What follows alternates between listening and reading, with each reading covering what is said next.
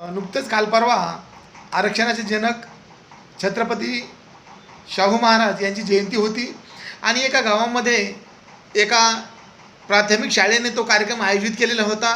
त्या कार्यक्रमासाठी अनेक मान्यवर येणार होते आणि प्रमुख अतिथी म्हणून जिल्ह्याचे शिक्षण अधिकारी साहेब येणार होते. खूप चांगला कार्यक्रम त्या ठिकाणी त्या मुख्याध्यापक व शिक्षक लोकांनी आयोजित केलेला होता.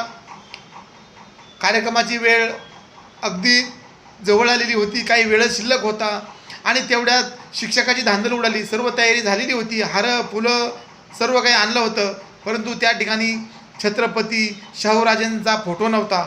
म्हणून त्यांनी एका चौथीतल्या मुलाला उठवलं आणि गावात पाठवलं की जा बाबा, गावात कोणाच्या तरी घरी जा आणि छत्रपती शाहू महाराजांचा फोटो असेल तर घेऊन ये.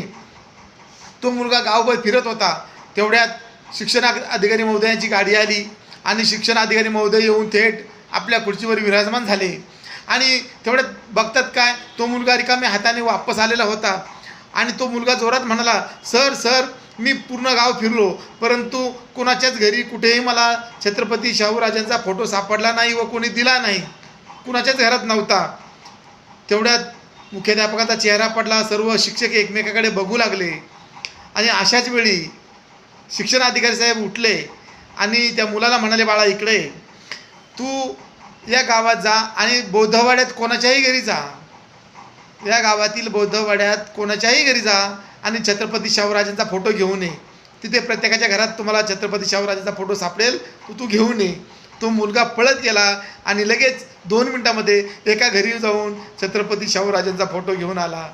धन्यवाद.